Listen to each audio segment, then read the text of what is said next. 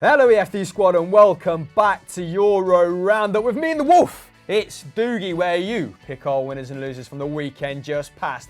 And Joey Herdez 20s kicking us off with a deserved first victor. It's Marco Reus. Why is that Doodleberry? Yeah, we're both pretty pleased about this really. This is because 29-year-old Borussia Dortmund captain Marco Reus was named as Germany's 2018 Player of the Year by the German Football Association yesterday. Yeah. He claimed just shy of 34% of the 89,000 votes, with Joshua Kimmich in second with 31%. I know they had a lot of votes. Also on Twitter. I know, big time. And Leroy Sané came third with 10%. Obviously, it hasn't been a great year for German football, but this is a richly deserved award. The 37-capped international appeared in 8 of Germany's 13 matches in 2018, scoring 1 and assisting 2 in the process. And appeared at, well, I didn't actually realise this until I wrote this section, he appeared at just his second international tournament last summer. Yeah, unlucky with injuries. So unluckily, exactly. He tore his ankle ligaments in the build-up to the 2014 World Cup, and a groin injury forced him to miss Euro 2016. And then more injuries in 2017 meant that a warm-up game in June against Austria for the World Cup was his first appearance for Die Mannschaft in 2 years. And yeah, he played pretty well at the World Cup in what was an otherwise pretty disastrous campaign for them. He came off the bench in their 1-0 defeat against Mexico, started and scored the opener in that famous 2-1 win against Sweden, and was started but was pretty powerless to prevent that 2-0 loss to South Korea, which eventually saw them home. So yeah, not a good year for German football, but Marco Reus has not just played well for the national team, he's been on superb form for Dortmund. He has, and I wouldn't begrudge him this award. Despite the fact he's not clocked up as many minutes as the likes of Joshua Kimmich. Obviously, I take it this is for the calendar year in which Marco Reus, has come back from injury of late. But I think it's right to reward him for his perseverance and his strong mentality, because he's had to come back time and time again. Amazing, hasn't he? And perseverance. Yeah, huge well done to him for showing the capacity to do so and the tenacity.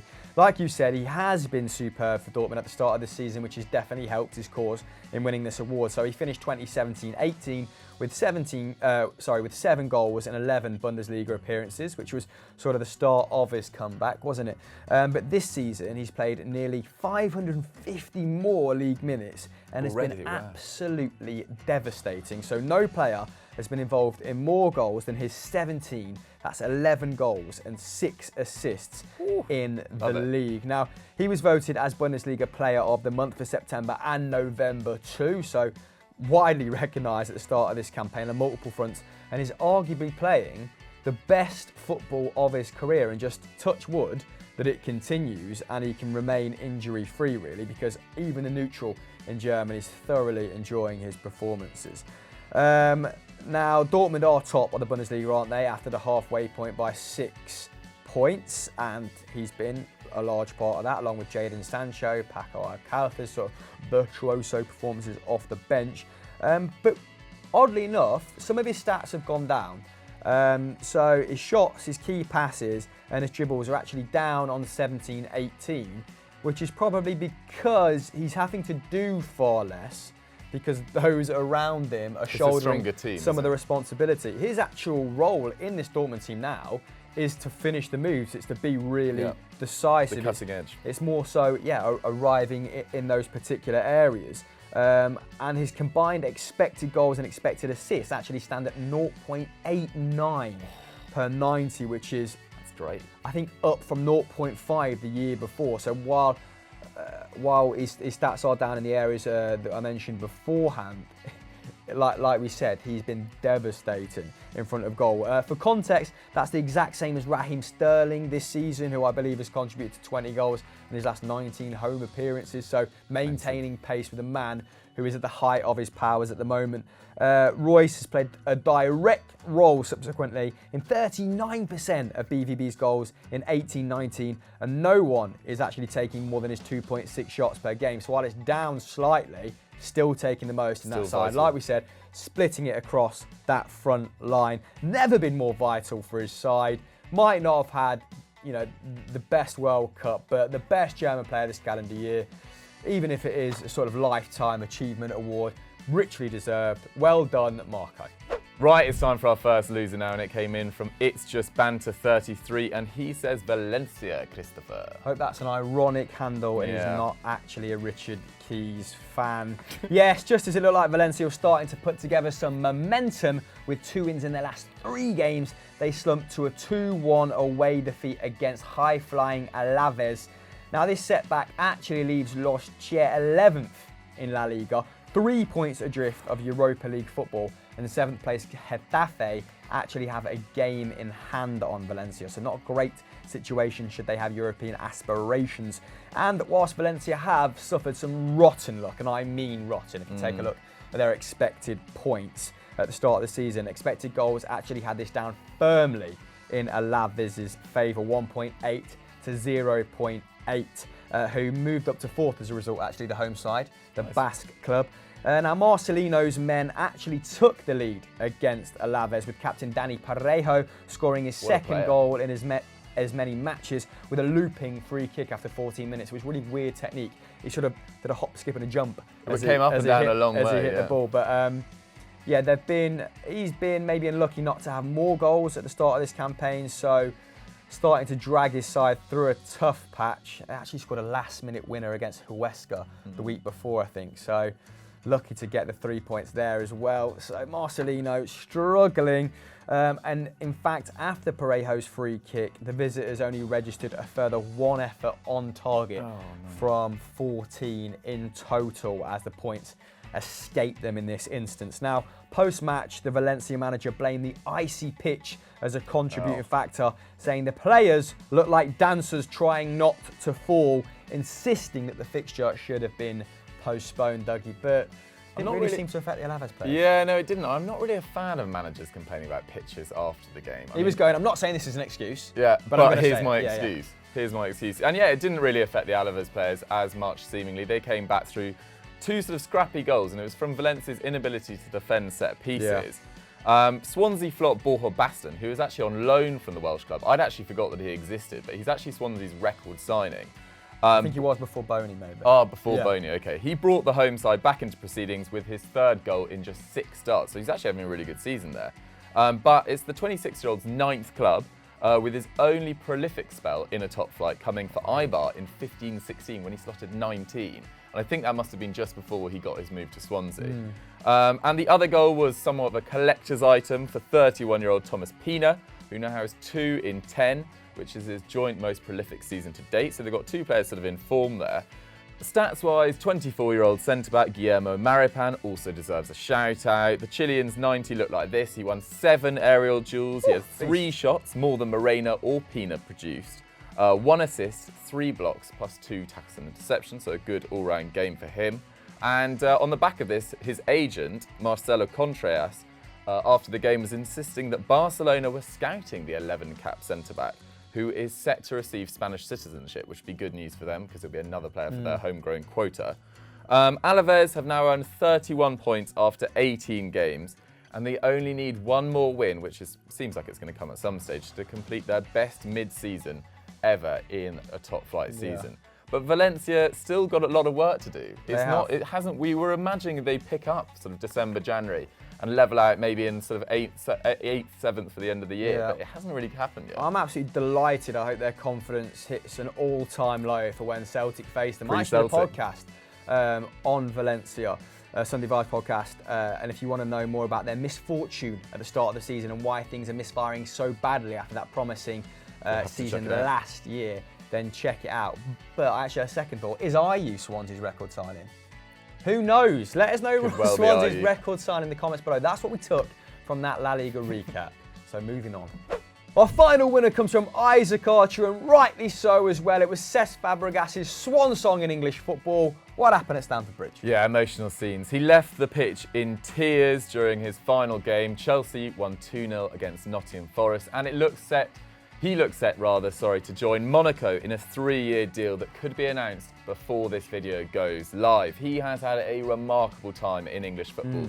501 games, 81 goals, 149 assists, 2 Premier League titles, 2 FA Cups and a League Cup. That's obviously a across his spells at Arsenal and Chelsea. Imagine contributing to almost 1 in 2 from a deep lying position. Absolutely remarkable. That is crazy. And I can't think of many players that will now leave England being loved at Chelsea and Arsenal. Pretty rare to do. Yeah. He remains the only player in Premier League history to score 50+ goals and get 100+ assists. He's also the only player to provide 10+ assists in 6 seasons. He so nearly went out on a high too, but he missed a penalty on the day to take his tally to 82 goals. Despite that, Chelsea ran out 2-0 victors thanks to another Spaniard, Christopher. Yes, and he needed it, didn't he? Because his confidence is at an all-time low. I hope Cesc had some words of wisdom for him when he departed. A man who's never struggled for form to a man who is consistently struggling. Alvaro Morata, who bagged his first brace in 3 months. And well done to him, because he gets an absolute panning, and I think he takes it to heart, doesn't he? And it does seem pretty brittle. There was a moment in this game where he missed. It was offside. But he should never be offside there. But he absolutely canoed it. And that's no disrespect. Leaning back with his left foot. Horrible. I'm highlighting his miss here for West Brom, was it? I think it was, yeah. He put it over from a yard, and I mean, that's all that circulated after the game. Nothing about his brace, really. It was his first goals since November, when he scored against PAOK in the Europa League, and he chose not to celebrate the goals. Sort of ringing endorsement of how he probably feels inwards, looking completely miserable. Now, Marco have claimed that this was his way of saying he feels like the fans of the club haven't given him enough backing, and he even got rid of the number 9, didn't he? Last season. The number 9 curse continues, despite the fact he's not wearing the number 9 at Stamford Bridge. Now, Damasio claim he's rejected Borussia Dortmund, while some Spanish media outlets claim he's in negotiations with Sevilla, which would seem odd given Ben Yedder's form and Silva's form as well, who is also on loan. And Paco Alcacer's at Dortmund as well. Neither of those moves make total sense to me. Yeah. I mean, I think I could see him doing well at Dortmund, actually, because he likes plenty of service from out wide, doesn't he? And we saw in this game, really, he benefited from Hudson-Odoi's some great balls. Wing play. And the ball for his header was absolutely sublime. Like I said, he got both the assist for Morata's goals, and he picked up man of the match after a brilliant display. And a lot of the post-match was about him staying, as opposed to, well done Morata for scoring a brace. Now, he became the first Chelsea teenager, Hudson-Odoi, to record 2 assists in a game since Scott Sinclair versus Leicester in 2007. So in 11 years' time, we'll see Hudson-Odoi at Celtic. Is that what we're hearing? Maybe. Didn't work out for Masonda, did it? No. So, Chelsea probably won't loan us anyone ever again. Oh well, got Man City still, haven't we? So, moving on. Right, our second and final loser is Real Madrid once again, and it comes in from @Leo Kovac Krakic. Yeah, I mean, their nightmarish start to the season is going from bad to worse, isn't it? This time losing to Sociedad at home, and the visitors. This is such a rarity. It's the first time they've claimed victory at the Bernabeu in the league in 15 years. Ooh. I mean, they currently sit 12th in La Liga, below Valencia, who are having a very mediocre time of it, as we discussed before. I mean, getting a penalty from the 3rd minute helps, doesn't it? Because that means that, Solari's game plan is pretty much over before it's begun. Casemiro fouling Mikel Merino, and Willian Jose converting his 4th of the season. Things going from bad to worse after that, and Madrid's powers of recovery have been really poor this season when they've gone behind. They've looked brittle, low on confidence, and a few players just making rash decisions. Lucas Vasquez, in this instance, getting sent off on the hour mark for a clumsy foul, cueing ferocious boos from around the Bernabeu. I mean, they feel victimised by referees at the best of times, don't they? But more so here, and I'm not sure if any of the boos were just to have general frustration for the level of performance they're seeing from their team. Now, Madrid continued to press, and Vinicius Jr. was positive. He was clearly fouled inside the box, but it was waved away. Sociedad then capitalised again with 10 minutes to spare. Willian bending in a delicious cross, and it found an unmarked Ruben Pardo. This now leaves Real Madrid 5th, 10 points behind Barcelona, who beat Getafe 2-1, which extended their lead at the top. And Sergio Ramos after the game, I mean, 2018 was the first year calendar year where he avoided a red card. I saw that. In his entire Mental. existence as a footballer. But he was absolutely spitting after the game, and he might be punished retrospectively after failing to mask his disgust post-match, claiming that the referee's performance was scandalous and that they need to be taught how to use VAR Strong properly. words from Sergio. Not a lot of people at the Bernabeu. Is there some sort of protest? Yeah, they seem to be leaving in their droves. The attendance for this game was only 53,000, and they've obviously got a capacity of 81,000. And this is a big issue for President Florentino Perez, who actually had a few shouts for his resignation after the second goal in this one. And it might turn into, a bit of a financial issue for Perez if this continues, alongside the issues on the pitch. So it's not great at all. But it was sort of a story of their season, this game. Again, Los Blancos, they dominated the game, 59% possession, had 28 shots on goal, but were unable to break down a stubborn Sociedad. And I know we keep on going back to the absence of Cristiano Ronaldo, but it's almost impossible to not bring it up. Benzema is currently their top scorer in the league with just 7 goals. Next best is centre-back Ramos, and they've obviously had issues with Bale's fitness. They'll now be losing Vasquez for a couple of games from suspension. But one positive note from this game was the impact of Vinicius Jr. He got handed his first start in La Liga at 18 years old. He became the first player to start for Real Madrid in the competition born after the year 2000. And he actually had a pretty good game. He completed 6 dribbles, registered 6 shots on target, which was the most in the team. Benzema only managed 2. So a strong start from him. But he's looked lively every time he's been played, actually, and I watched him in the Champions League, and he was one of Real Madrid's bright sparks, and the application is there as well as the ability, playing well for Castilla. So hopefully he has a bright future. But I did hear, and I think the boys are going to cover this on Mundial, that Bale left the stadium with 12 minutes remaining of the game, and obviously the only player they've really moved for in January is Brahim Diaz. So imagine if Bale keeps forcing an exit like he was doing at the end of last season, they only bring in Brahim Diaz, all of a sudden that front three is looking very, very dependent on Benzema, who has gone off a cliff in recent years, and a young Vinicius Jr. Yeah. That is an enormous drop in quality. It's not good times for Florentino Perez whatsoever. It's a battle on for 4th now, really, with them in 5th. The title's gone. It's a Come on, Alaves. Disastrous season for Real Madrid. Where do you guys think Real Madrid will finish? Could they get top 3? I mean, that looks, pretty ambitious at the moment. Let us know what you guys think in the comments below. Everyone thinks we're pro-Barcelona as well, which isn't the case. We just like chaos, so we love it. Our star of the week is the little magician, and this comes from Leo Garcia 2001, who, could be a little magician. But it's Santi Cazorla! Yes, Santi. Big time. Yeah, we love this. It's been a real feel-good show, actually, with Marco Reus and now Santi Cazorla. Maybe no Pato, who's no Pato. Cynical. He's off. He's taken his mood with him to Paris. In comes the goodness. His mood is very Paris, actually, isn't it? Yeah, very Paris. Very aloof. Very aloof. But anyway, we'll go back to Santi Cazorla even, because he scored his first La Liga goals since switching from the medical table to the football pitch. Honestly, he's almost come back from the dead. His gammy Achilles, gangrene-infested Achilles is no more. He was back to his best against Real Madrid, scoring twice to deny Real Madrid all 3 points and earn Villarreal a draw against the European champions. He's obviously had a hellish 2 years. They took a skin graft, I believe, from his thigh into his ankle, so he's now got a part of a tattoo on his ankle. Yeah, I think was it not his... Where was that? Where did the tattoo transfer Maybe from? it was from his wrist. Yeah, I thought it was from his wrist. But yeah, he needed 11 different operations in 2 years and nearly lost the limb. And now he's back scoring a brace against Real Madrid. Fantastic story. Yeah, it's just this week's been all about the comeback kings, hasn't it? Definitely. And Santi Cazorla, that first goal against Real Madrid, I actually think I tweeted about it. The technique on that, to bend that past Courtois, who's about 9'6", first time in the bottom right-hand corner, the finesse on it, the joyous little imp. I absolutely love this guy. Like you said, 2 seasons he's been out for.